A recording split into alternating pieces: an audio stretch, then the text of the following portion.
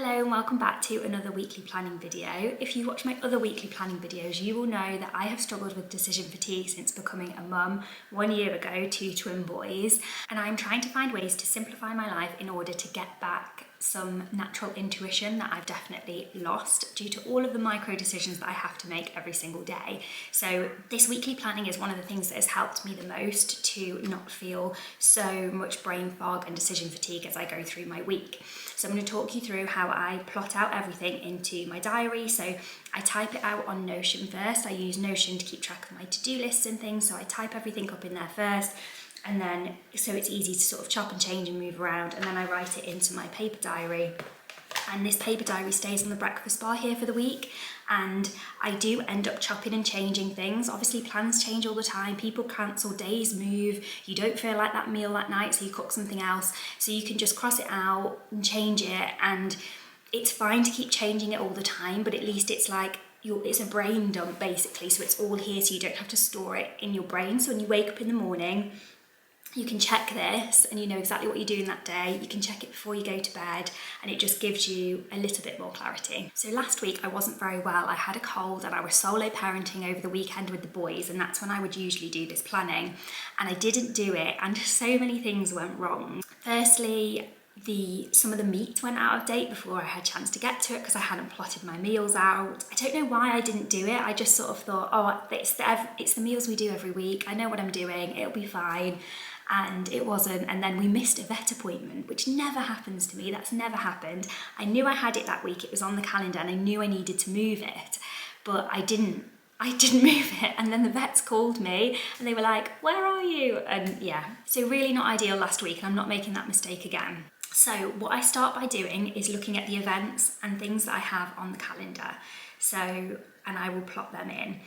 And then I will look at the meals that I want to make that week, and I will plot them in based on what I'm doing that week. And we are on a slow cooker drive at the moment. Everything I do is in a slow cooker because I can put it on while the boys are napping and then just leave it, and then it's ready for 5 o'clock. I can't be making something from scratch at 5 o'clock. That just does not work for me, especially if I'm on my own. If I've got an extra pair of hands here, then that's a bit different, but definitely not when I'm on my own. And there's various other things that you can plot in as well. For example, I like to plot in when I wash my hair, because so many times it's happened to me where I've got something nice on that day and I think, why didn't I wash my hair last night or a couple of nights ago? I wish I'd pre-planned to wash my hair. So if you pre-plan it, you know, like, it's a big job for most of us washing our hair, isn't it? So at least you know it's coming up. And another thing that I'm trying to be more mindful is of when I walk my dogs. So there've been a couple of times recently where I'm going out for a while and I haven't walked my younger dog. One of our dogs is 14, so she doesn't really go on many walks. She's very old, but the other one is very high energy and needs a walk before we go out. And there's been a couple of instances where I haven't had a chance to walk her and I'm going out and I just know that's not good for her. She gets a walk every day, it's just sometimes it's not before I'm going out. So I'm trying to be mindful of that. If I can't do it, then I can get my dad to do it because he lives around the corner, or I can make sure my husband's done it before he goes to work, for example.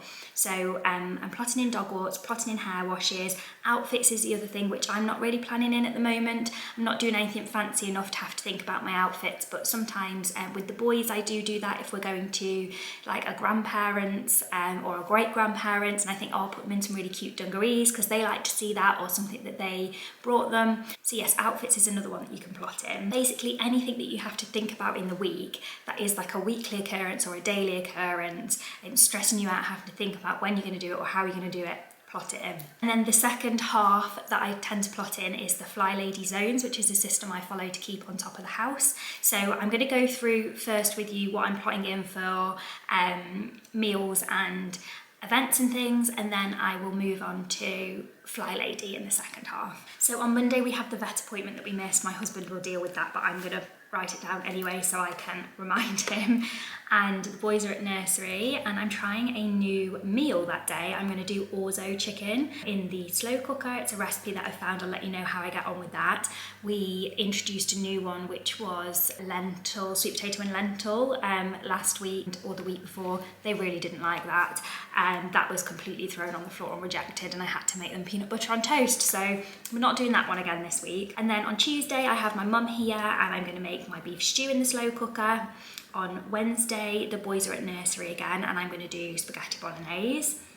Thursday, I have Jack's mum here helping me on a Thursday, and I'm going to make macaroni cheese in the slow cooker, which I haven't done before. I found a baby-friendly recipe, and I think they'll love that because they love cheese, so we'll see. And then Friday, I have a friend coming over, and we're gonna have, my husband and I are gonna have pizza for dinner, and the boys will have leftovers from one of the other nights. Saturday and Sunday next week, I'm seeing friends, and I haven't plotted in meals for that because we'll have our next food shop by then, so I'll plan that in next week's. Another thing that is worth mentioning is, do you have any people's birthdays that week? That usually comes up on your calendar. So I've got a few birthdays this week, and I'm not actually seeing those people for their birthday, but I do need to send them a card. And I haven't done that yet. Usually as the month turns over into the new month, or when I'm at the last week of the old month, I will sort all of the birthdays for the month ahead.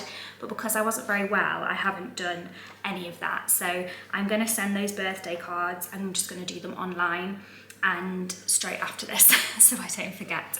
So for FlyLady this week, we are in zone 2, which is the kitchen diner. It's a really good zone for this time of the month, just approaching Christmas, because it means you can clear out your cupboards, make space for all the Christmas food that's going to be coming in, get rid of all those old jars of things that have been in there for years that you don't need anymore. And there's a couple of extra cleaning jobs that I want to tackle for the kitchen. I want to change the filter in the bottle machine, and I want to clean out the dishwasher. I haven't cleaned out the dishwasher for a really long time, so like cleaning out all the food from underneath and giving it a good scrub, and then I think I can put it on like a cleaning rinse. I've actually never done that. My husband usually does it, but we'll tackle that one this week as well. So I'm plotting in my zone cleaning for the Monday and Wednesday when the boys are at nursery. They've hardly been at nursery recently because of various illnesses and things, so I've really been squeezing it in. I'm hoping this week, fingers crossed, we're all good, they can get settled in and I can get stuck in with some zone cleaning and some Christmas planning. I want to do some wrapping and write some cards. We did put our Christmas decorations up this week, as you can probably see. I've got some footage of that which I'll share at the end, so stay tuned. For the FlyLady Daily Focus, I'm taking a new approach this week, and I'm not sure how it's going to work, but instead of plotting it in for each day, because that's just not been working for me, I'm taking the plan and play, the anti-procrastination and the errands, and I've got a tab for each in Notion, and I'm popping things in there as they come up, and then I'm just checking that each day.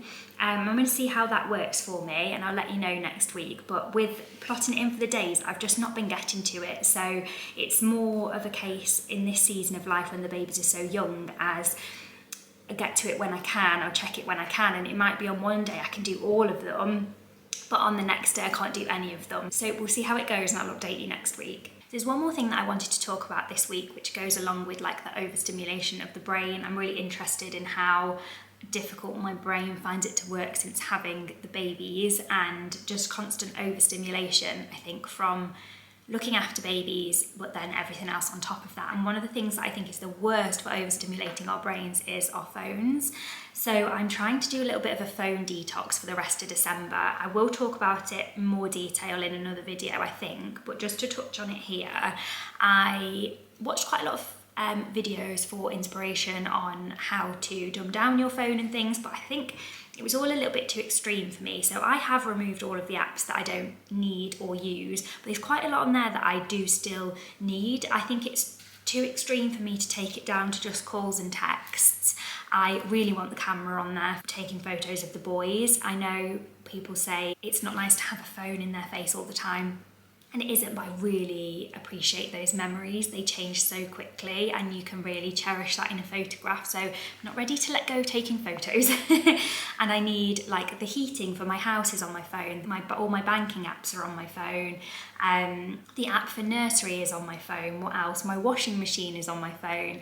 So there's all these things that I definitely need access to the phone for, but I'm trying to treat the phone as more of a tool than like something that I'm constantly on. I'm trying to watch and listen to stuff a bit less when I'm doing things around the house. I love a cleaning video for motivation when I'm cleaning, but I'm trying not to put one on every time, just so my brain has chance to be clear, and that's been feeling a little bit better for me. And I'm trying not to Google as much, because I think that's the whole thing of like the losing my intuition, is every question that I have, I go to Google straight away. I listened to the Chris Evans breakfast show on Virgin Radio, and he used to have a rule where they were only allowed to Google one thing a day, and I'm not sure that I could take it to that level, but I'm going to try and basically not Google when I want to search for things, and just try and leave it alone. I don't need to know the answer to that, and yeah, just see if I can tap into my intuition a little bit more than relying on Google for the answer to everything. So I'm thinking a bit of a December detox to clear the mind and just keep that nice calm space in my head for Christmas.